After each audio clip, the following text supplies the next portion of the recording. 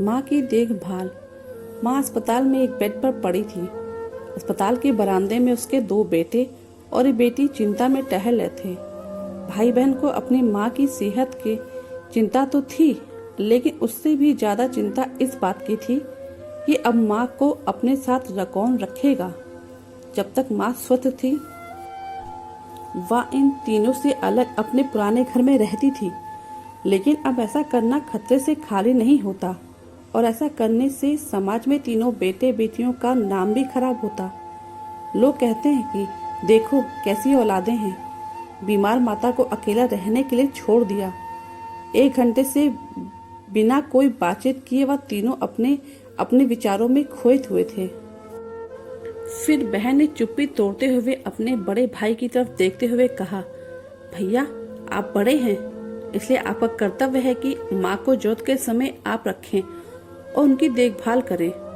छोटी बहन की बात सुनकर बड़े भाई ने पहले अपनी पत्नी की ओर देखा और बोला, मैं इस बात से बिल्कुल इनकार नहीं करता कि बड़े होने के नाते मेरी माँ का देखभाल करने का कर्तव्य है, लेकिन तुम तो जानती ही हो कि मैं और तुम्हारे भाभी दोनों ही जॉब करते हैं।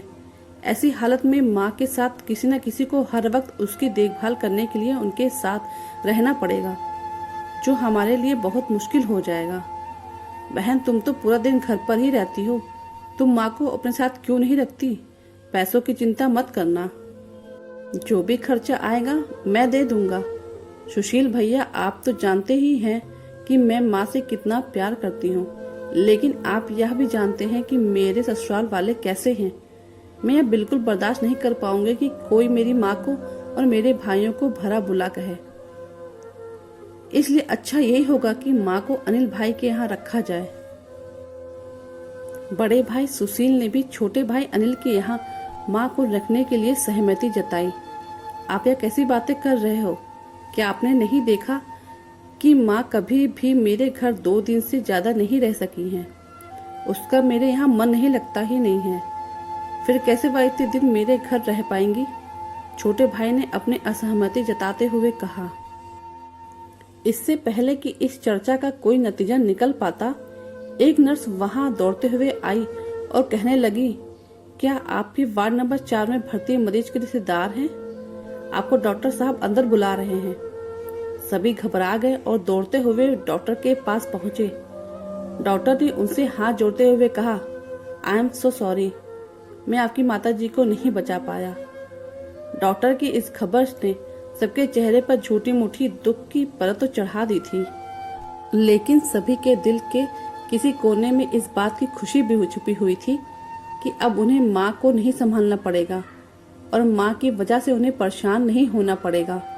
दोस्तों, छोटी सी यह इमोशनल कहानी ही समाज का सत्य है।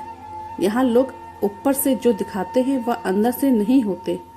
जो माँ बाप अपने 4-4 बच्चों को बिना किसी शिकायत के बड़ी आसानी से संभाल पाते हैं, आगे चलकर जरूरत पड़ने पर यही 4 बच्चे मिलकर भी उन्हें नहीं संभाल पाते या नहीं संभालना चाहते। बच्चों को यह बात नहीं भूलनी चाहिए कि जैसा वो बोएंगे वैसा ही तो काटेंगे। अगर आज वह अपने माँ बाप के साथ बुरा बर्ताव करते हैं तो उन्हें यह याद रखना चाहिए कि उनके बच्चे भी बड़े होंगे और वह भी बूढ़े होंगे।